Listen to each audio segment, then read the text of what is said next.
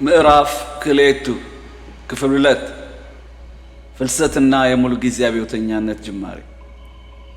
በ67 ዓመተ ምህረት ሐምሌ ወር መጀመሪያ ቤተሰባችን ደሴን ለቆ መሄድ ግዴታ ሆነ።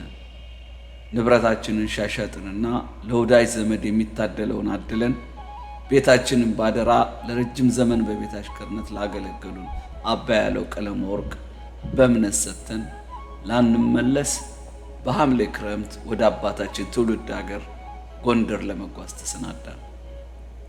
ደሴን ለቀን በመሄዳችን እውነተኛ የቅስም ስብራት በገሃድ የታየው በፍልቅልቋ እናታችን ላይ ነበር። ለሽያጭ ያወጣውን የቤታችንን ቁሳቁስ የገዙትና ከግዢ ውጪ በስጦታ የታደላቸው ሰዎች እየተመላለሱ አስጭነው ሲያጓጉዙ በባይተዋርነት ከማየት ውጪ አንዳች አስተያየት አትሰጥም። የሚደረገውና እየሆነ ያለው ግርግር በራሷ ቤት ውስጥ እየተካሄደ ያለ እስከማይመስላት ድረስ ደንዝዛለች። በደመ ነፍስ ከቁም ሳጥኗ ውስጥ ያሉ ጌጣጌጦችንና በትላልቁ የተነሱ ባለ ፍሬም ፎቶግራፎችን እየሰበሰበች ለጉዞ ካዘጋጀችው የብረት ሳጥን ውስጥ ትከታለች። ምንም ቃል አታወጣም። መልሳ ደግሞ የጠፋበት ዕቃ እንዳለው ሰው ግር ተሰኝታ የተበታተነውን ጓዝ እያነሳች እየጣለች ትፈትሻለች። ከሁሉ የማድ ቤት ዕቃዎቿ ጉዳይ ዋና ራስ ምታት የሆኗት ይመስላል። እቴ በኖህ ዘመን ጀምሮ ያጠራቀምኩትን ስንት ዘመን ወዝ የጠጡና የደረጁ ስታት ድስቶች፣ ጋኖችና የጠጅ በርሜሎች እንዴት አደርጋቸዋለሁ? አልጭነው ነገር ከግጭት ተርፎ የሚደርሰው ስንቱ ነው። በዚህ ላይ የሚሄድበት ሀገር ለዕቃዎች ቀርቶ ለራሴ ማረፊያስ እንዳለኝ የታወቀ ነገር የለም። ይህን ሁሉ ባሰበች ቁጥር ግራ ግብት ይላታል። እንዴት ታደርገኝ ይሆን ቅዱስ ገብርኤል? በቀስታ ታጉተመትማለች።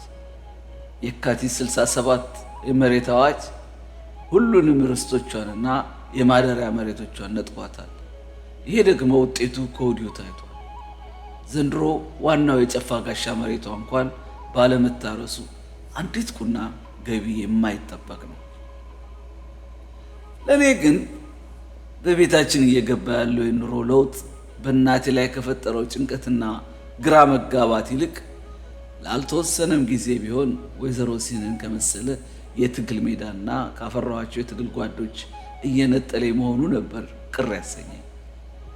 የተሸጠው ተሽጦ በስጦታ የታደለው ተከፋፍሎ የተረፈው ጓዛችን አንደኛው ክፍል ዕቃ ቤት እንዲታሸግ ከተደረገ በኋላ ለቀጣዩ ቀን ጉዟችን እንዲቀለን ታስቦ የአዲስ አበባ አውቶቡስ የሚያድርበት ቦታ ሸዋብር ደጃቸው ዮሴፍ ቡና ቤት አልጋ ተይዞልን አደሩ። የሆቴሉ ባለቤት አቶ ጥሩነህ አለሙ የአባታችን የልብ ወዳጅና ጓደኛ ስለነበሩ የመኝታና የራት ወጪያችንን በሙሉ ከመሸፈናቸው በላይ በሚገባ ሲያስተናግዱንና ሲያጫውቱን አመሹ። የሙሉ ጊዜ አብዮተኛ መሆን የሚቻለው እንዴት ነው? የአብዮተኛ ዋና ስራውስ ምንድን ነው? ስራውን ለመስራት ምን ቅድመ ሁኔታና ዝግጅት ያስፈልገዋል? በርካታ ያልተያያዙና ያልተደራጁ ጥያቄዎች በአእምሮዬ ከመመላለስ አልፈው መቆሚያ መቀመጫ ሰጡኝ። ከእናቴ ጭንቀትና ሐሳብ ይልቅ ይበልጥ ልቤን የነሳኝ ስለ ሙሉ ጊዜ አብዮተኛነት በማሰብ ነበር። ከየትና እንዴት መጀመር እንዳለብኝ ግራ በተጋባሁና ራሴን ደጋግሜ በጠየቁ ቁጥር እርግጠኛ መሆን ያቅተኛል። ከደሴ በአዲስ አበባ በኩል ወደ ጎንደር የሚደረግ ጉዞ 3 ቀናት የሚፈጅ ቢሆንም በአእምሮዬ የሚመላለሰው የሙሉ ጊዜ አብዮተኛነት ህልም ረጅሙን መንገድ አሳጥሮልኝ ነበርና በየማደሪያዎቹ እያረፍን ያደረግነው የ3 ቀን ጉዞ የውሎ ገብ ያህል ነበር የተሰማኝ። ጎንደር በገባን በማግስቱ መተማ የነበረው አባታችን እኛን የማየትና ለማደላደል መጥቶ መኖራችን እስኪስተካከልና ከወዳጅ ዘመድ እስክንለማመድ ጥቂት ሳምንታት ቆይቶ ወደ መጣበት ለመመለስ ሲነሳ አብሬህ ካልሄድኩ ሞቼ እገኛለሁ ብዬ ተነሳው። አባቴም አርፈ ተቀመጥ ወባ ይዛል አልኩ፣ ሙቀቱንም አችለው ብሎ ሊያከላክለኝ ቢያስብም አጎቴ ማሞ ጎባው ምን እንዳይሆን ነው ከቶ ኩታራው ሁሉ የሚኖርበት ሀገርም አይደል፣ ወዲያውም የአባቶቹን ሀገር በረሃ ቢለምደው ይልመደው እንጂ እስከ መቼ በሹራብ ተሸፍኖ ሊኖር ነው አያ በማለት እናትና አባቴን አሳምኖ አስፈቀደልኝ። መተማ በመሄድ ከተሳካልኝ ወደ ሱዳን በመሻገር የፖለቲካ ስደተኝነትን ለመሞከር በልቤ አስቤያለሁ።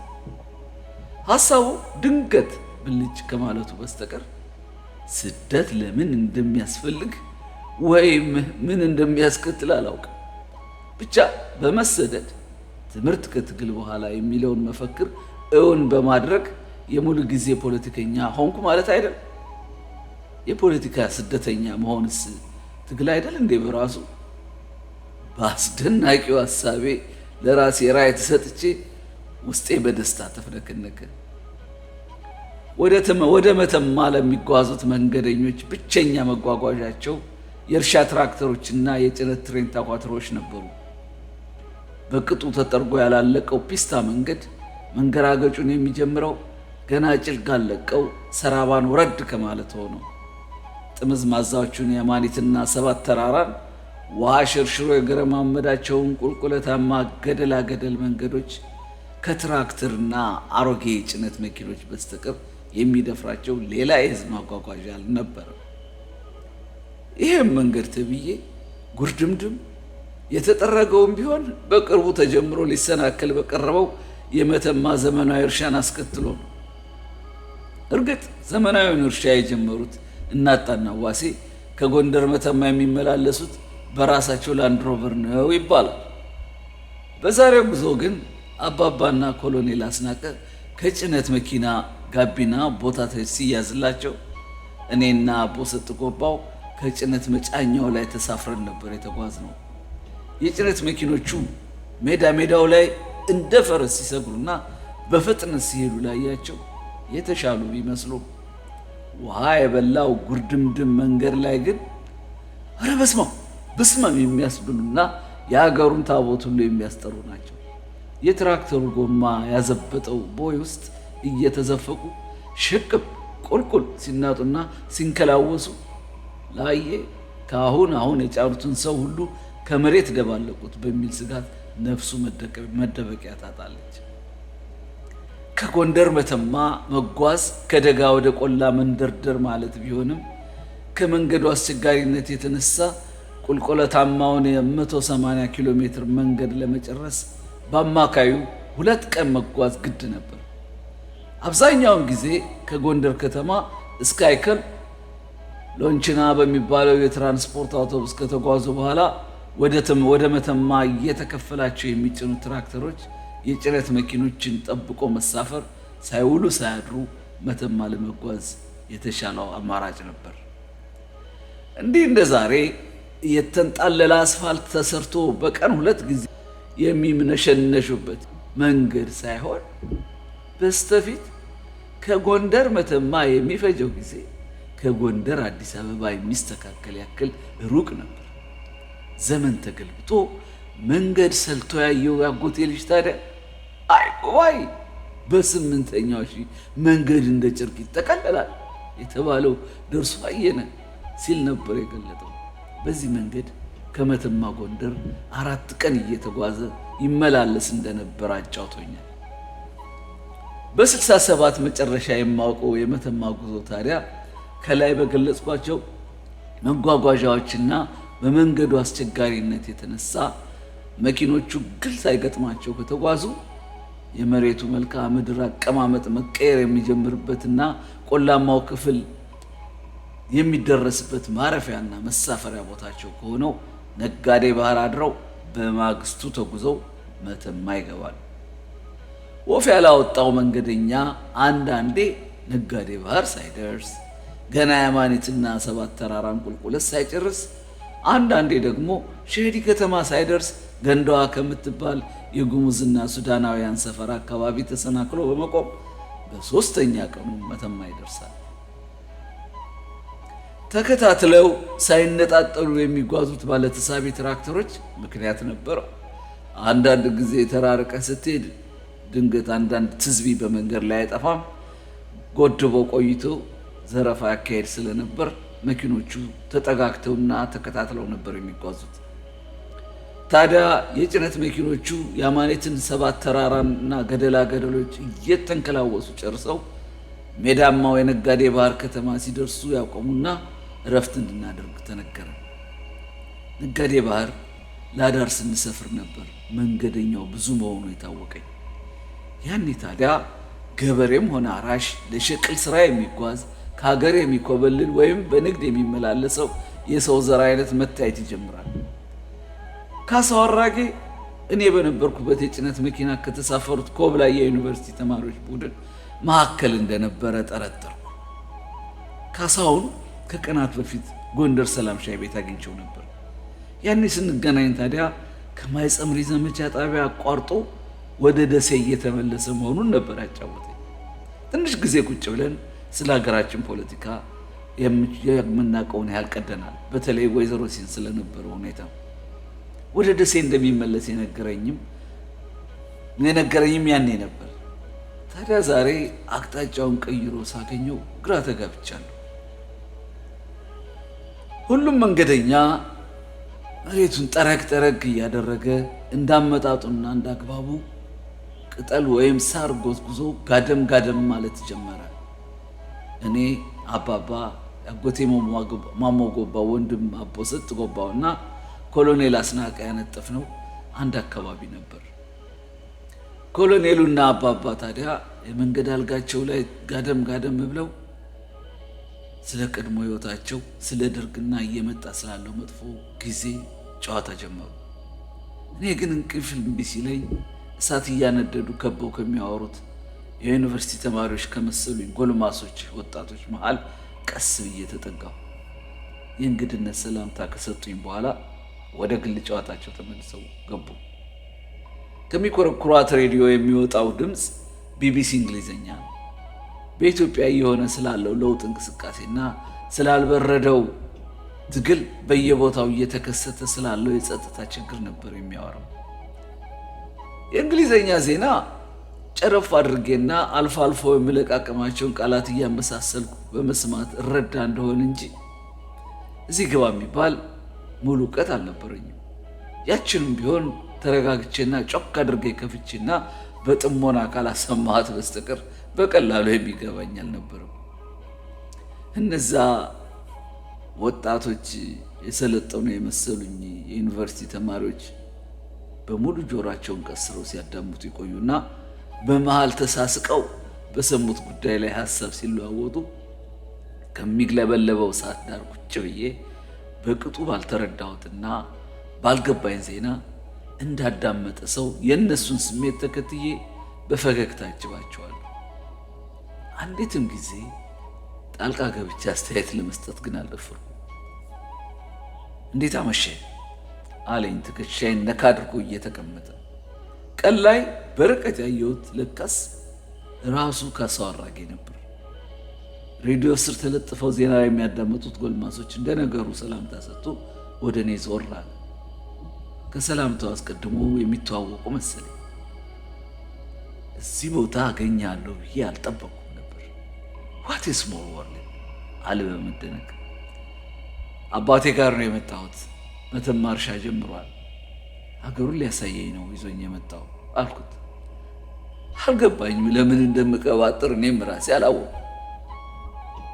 ለጥቂት ጊዜ ዝም ተባብለን ከቆየን በኋላ ታዲያ መቼ ልትመለስ አስበሃል አለኝ በድንገት። ገና አልወሰንኩም። ከራሴ ጋር ምክር ላይ ነኝ። አንተስ ስለው ፈጠን ብሎ መመለስ ማይኖርብሃል፣ ባይሆን ትምህርት ቤት እስኪከፈት አገር ማየቱ አይከፋም አለኝ።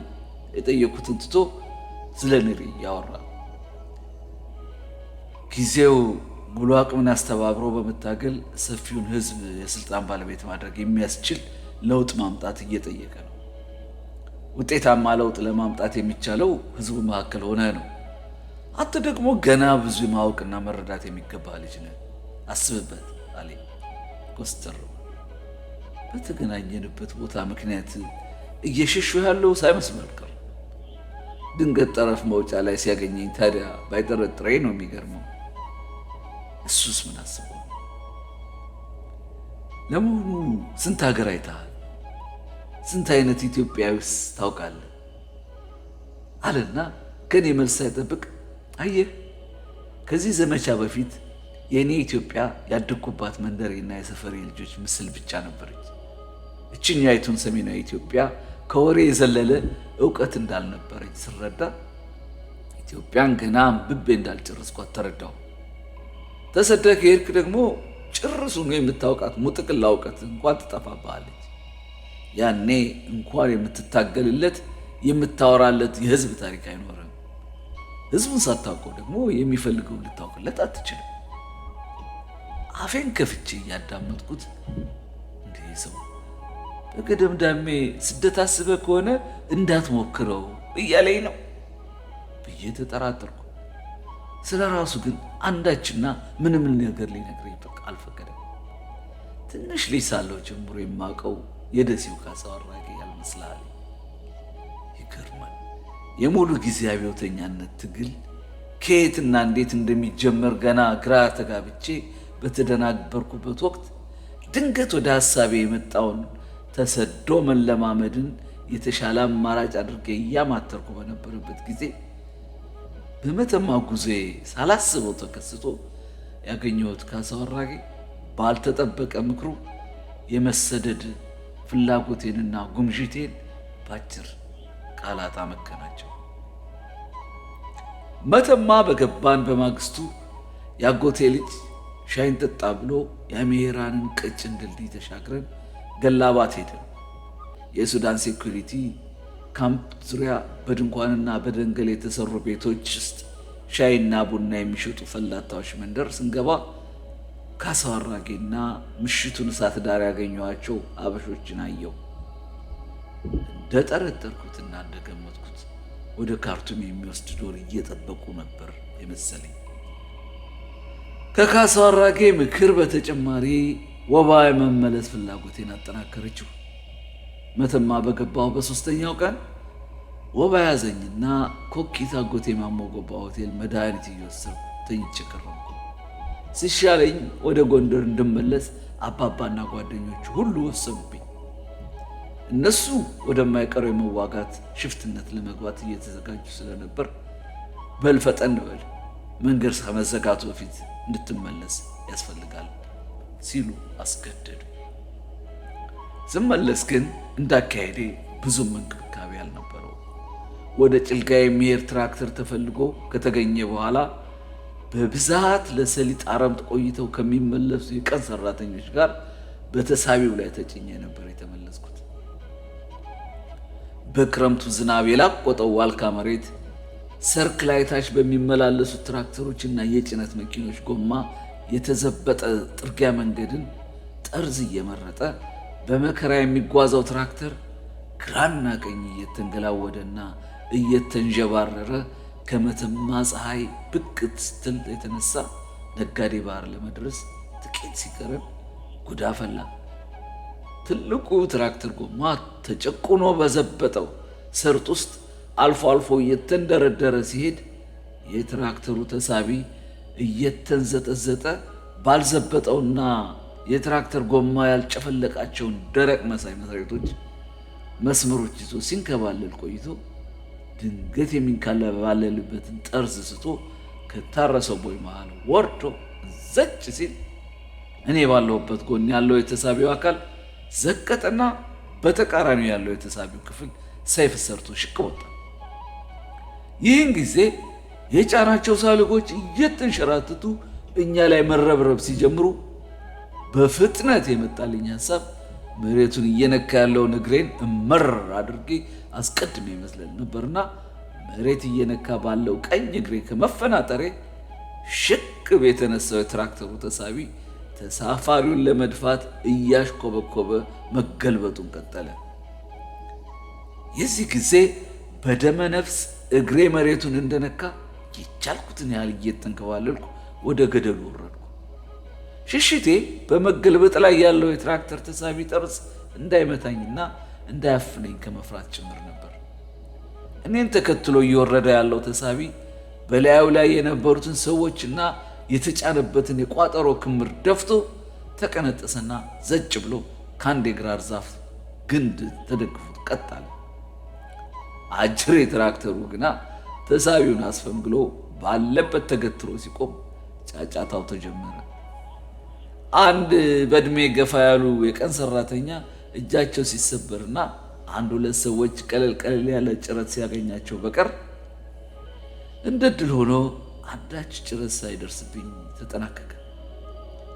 ሌላው መንገደኛ ጉዞውን አቁሞ ከፊታችንና ከኋላችን ባሉት ሌሎች ትራክተሮች ተሳቢ ላይ እየተደረብን እንድንሳፈር ከረዱን በኋላ አዳር ወንበል ወደምናደርግበት ነጋዴ ባህር ገባን።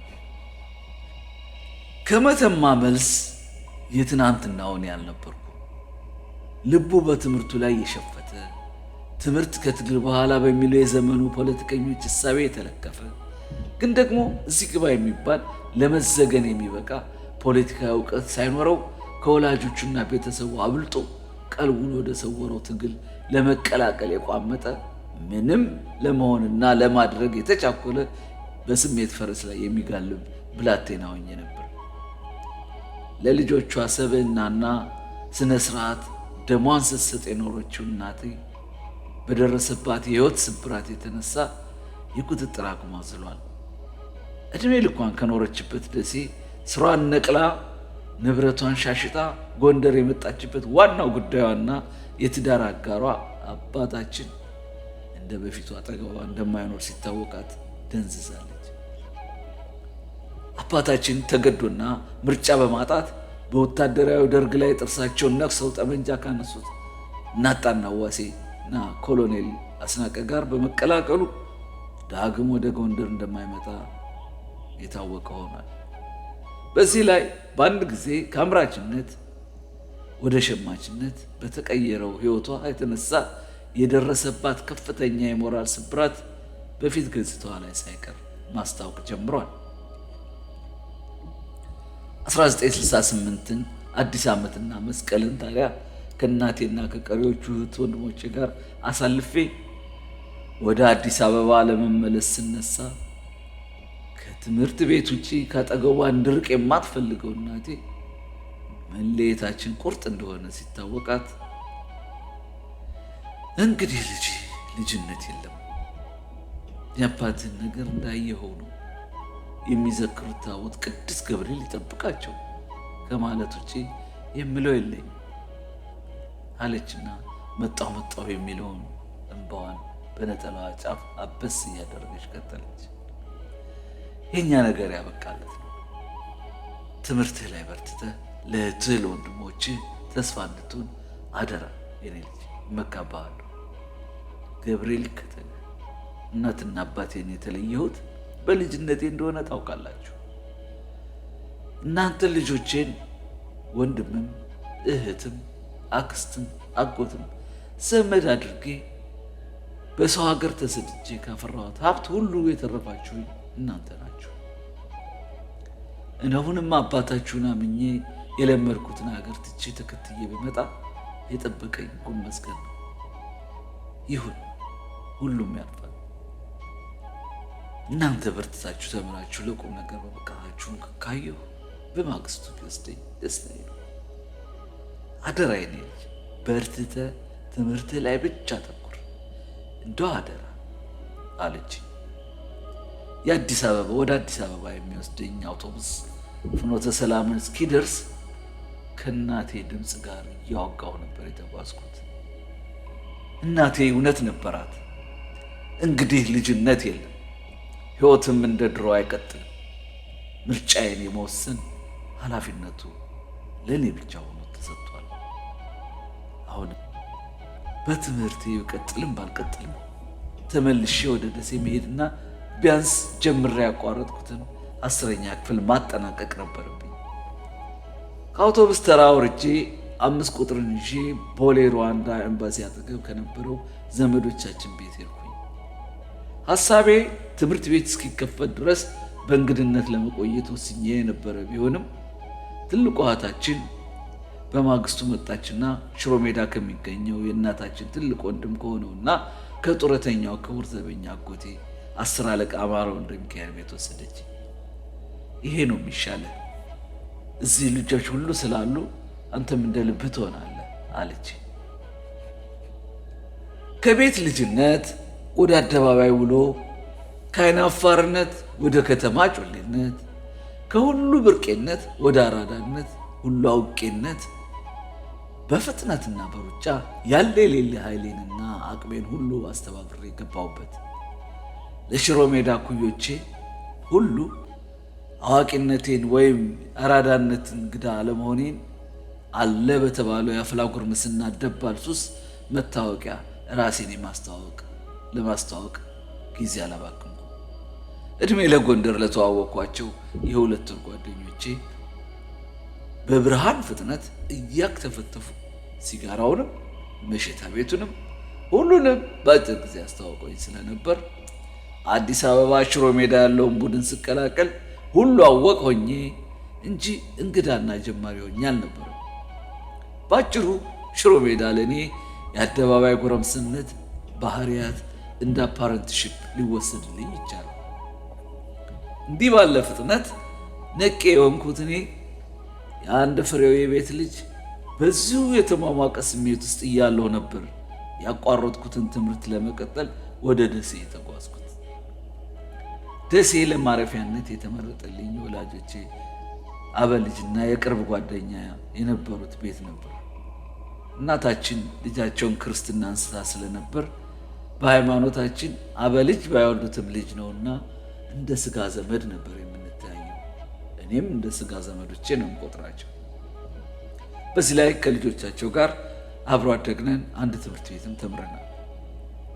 እኔ ወደ ደሴ ከመመለሴ በፊት ታዲያ በነሐሴ ወር 67 ዓመተ ምህረት ኢህአፓ የኢትዮጵያ ሕዝብ አብዮታዊ ፓርቲ የሚባል የፖለቲካ ድርጅት መመስረቱና ይፋ የሆነ እንቅስቃሴ የጀመረ መሆኑን አውጆ ነበር። ቀደም ካለ ጊዜ ጀምሮ በድብቅና በስስት ሳነባት የነበረችው ዴሞክራሲያ ጋዜጣ ደግሞ የዚህ ፓርቲ ልሳን መሆኗን የሚገልጽ በዴሞክራሲያ ቅጽ 2 ቁጥር 13 እትሟ ላይ ይዛ ብቅ ብላለች። በዚህ እትሟ የኢትዮጵያ ሕዝብ አብዮታዊ ፓርቲ የላብ አደሩ መደብ ፓርቲ ነው፣ ስለዚህ የሚመራው የላብ አደሩ መደብ ርዕዮተ ዓለም በሆነው በማርክሲዝም ሌኒኒዝም ነው በማለት ወንገንተኛነቷን ለላብ አደሩና ለአጋሩ ድሃ ገበሬው መሆኑን በይፋ አስረግጣለች። በፓርቲው ልሳን ቅጽ 2 ቁጥር 13 እንደሰፈረው ሕዝባዊውና አብዮታዊ ፓርቲ የወቅቱ የላብ አደሩ የሰፊው ሕዝብ ትግል አዲሱ ዴሞክራሲያዊ አብዮትን መፈጸም ዋነኛ ተልዕኮ እንደሆነ አስረግጦ ነገረን። ትዝ አለኝ ከ3 ወር በፊት በወይዘሮ ሲና አዳራሽ ክርክር ከሚደረግባቸው ጉዳዮች አንዱ አዲሱ ዴሞክራሲያዊ አብዮትና ብሔራዊ ዴሞክራሲያዊ አብዮት ነበር። በዚህ አገላለጿ ኢህአፓ ከሩሲያው ብሔራዊ ዴሞክራሲያዊ አብዮት ይልቅ የቻይናውን አዲሱን ዴሞክራሲያዊ አብዮት ለኢትዮጵያ ተጨባጭ ሁኔታ ተመራጭ ማድረጓን አመላከተች። በባለፈው ዓመት መጨረሻ በረብሻ ምክንያት የመጨረሻውን ፈተና ሳንወስድ ትምህርት ቤቱ በመዘጋቱ ዘንድሮም በድጋሚ በክራሽ ፕሮግራም ፈተና ተሰጥቶን ወደ 11ኛ ክፍል ተዛወርን። የ11ኛ ክፍል ተማሪ መሆኔ በራሱ የትምህርት ቤቱ ከፍተኛው ክላስ አባል ሲያደርገኝ ከሳሊያሽ ሜጠሮና አገር ግዛት አካባቢ ከሚመጡ ልጆች ጋር የነበረኝ ጓደኝነት ደግሞ ማርክሲስታዊ የፖለቲካ ርዕዮት ተከታይ ሆነው ካገኘኋቸው አንጋፋ ፖለቲከኞች ግሩፕ ለመቀራረብ እድል ፈጠረልኝ። ተጠናክሮ የመጣው ግንኙነታችንም ዴሞክራሲያን ከበፊቱ በተለየ ፍጥነት ለማግኘት ያለኝንም እድል ከፍ አድርጎታል። ያልተቋረጠውና የቀጠለው ጉዳይ ግን አንብቤ ሲጨርስ መልሼ መስጠት ወይም ማስተላለፍ ብቻ ነው። ከጎንደር ወደ ደሴ ስመለስ አዳዲስ ደባል ልማዶችና ሱሶችን ተለማምጄ የመጣው ስለሆነ ቸርነት ጸጋው ፈራ ተባ እያለ ሊያግባባኝ ወደሚፈልገው በርጫና ሲጋራ ለመቀላቀል የተመቸው ሆኜ ተገኘው።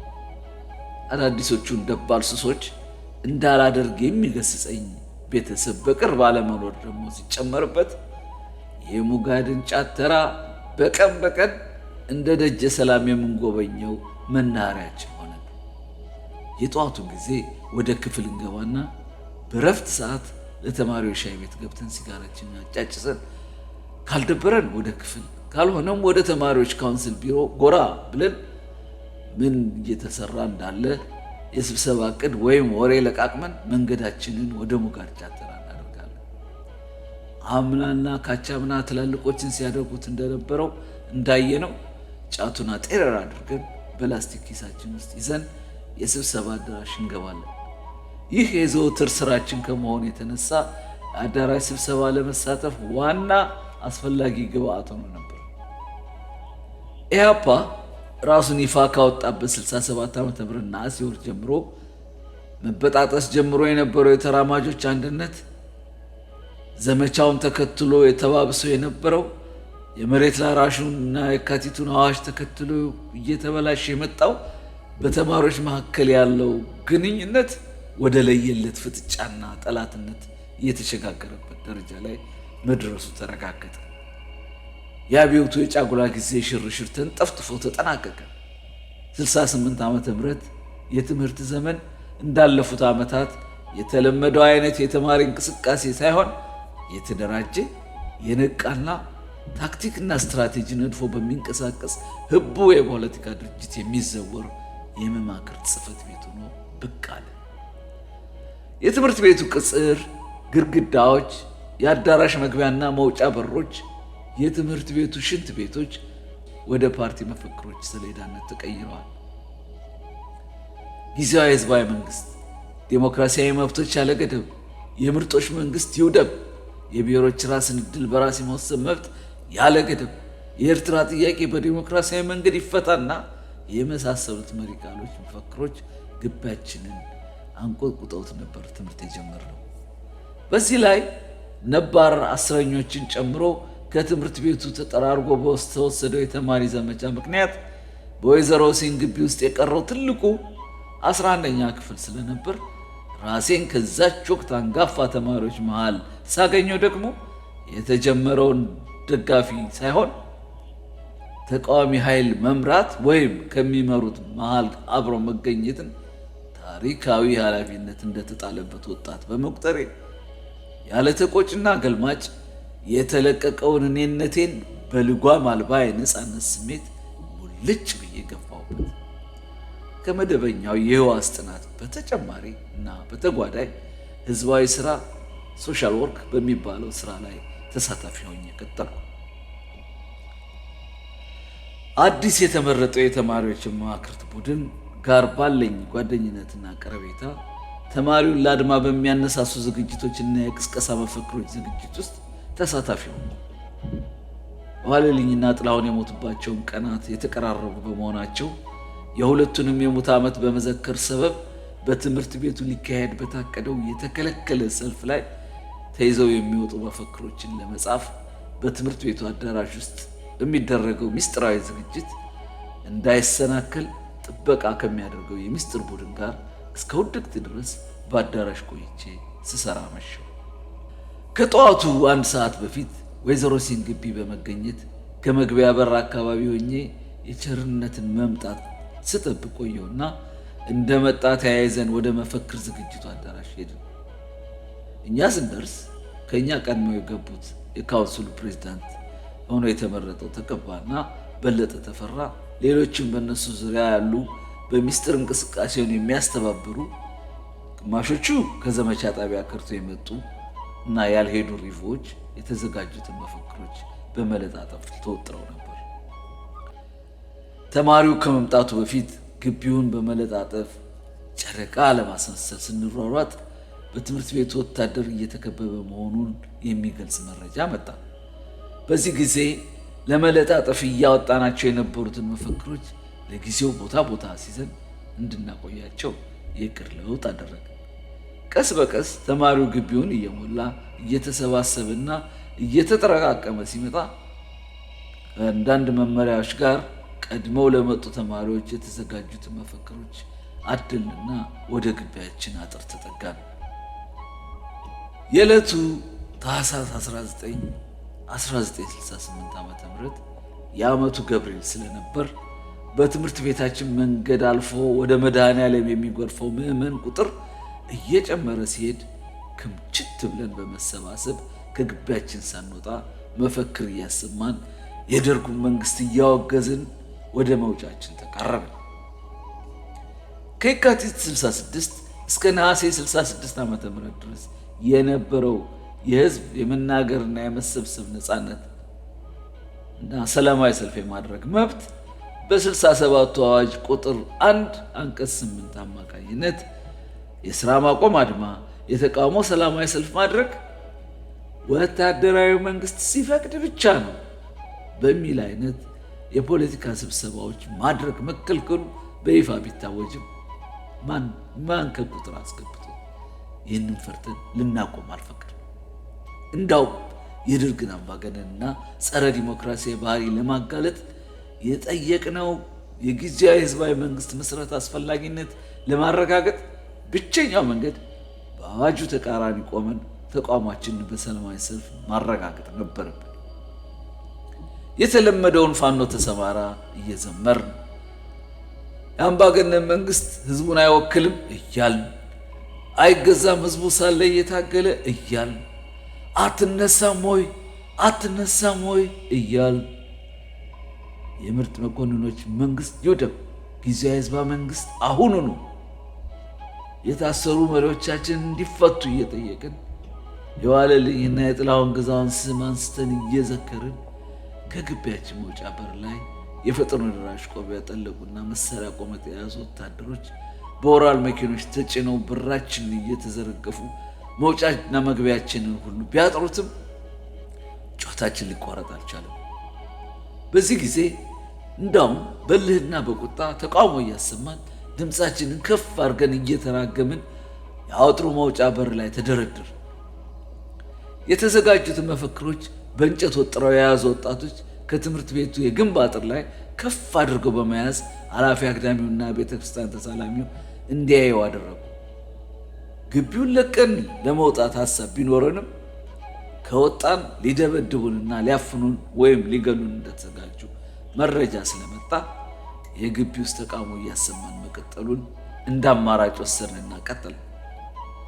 ለተቃውሞ ሰልፋችን የቀኑ መገጣጠም ስላገዘን ልናሰማው ካሰብነው ህዝብ የሚበዛውን ማዳረስ እንደቻልን በመገመት የግቢ ውስጥ ተቃውሞም ቢሆን አዋጪ እንደሆነ ተረድተን በዛው በግቢ የሰላማዊ ሰልፍ ወስነን ብዙ ሰዓት ቆየን።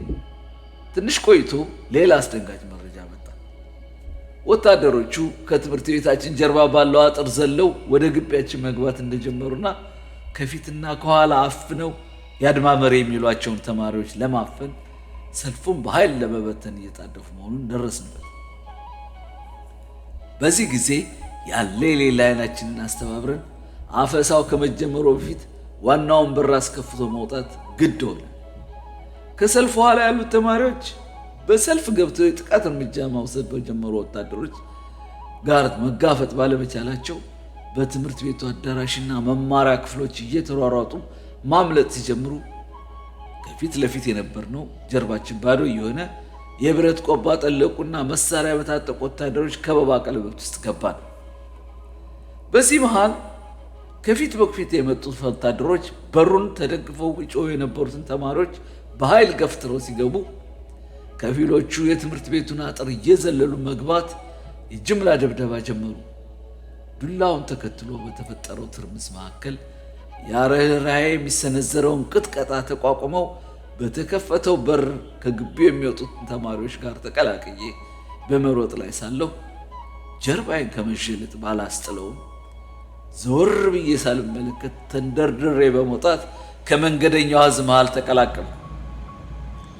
እንኳን የታሰሩትን ልናስፈታ ይቅርና አዳዲስ ታሳሪዎችን አስጨምረን የቀሩትን የትምህርት ቤታችንን አንጋፋ መሪዎች እንዲሳደዱና እንዲደበቁ ወይም እንዲሰወሩ አስደረገን አረፍ ነው። ከዚያ የሰዓትና ቀን ጀምሮ ወይዘሮ ሲን ትምህርት ቤት ላይከፈት ተዘጋ። በዚህም ትምህርት ከትግል በኋላ የሚለው መፈክር አሁን በድርጅት የሚመራ ስለሆነ እውን ሆኖ የሙሉ ጊዜ አብዮተኛነትን ተቀላቀሉ።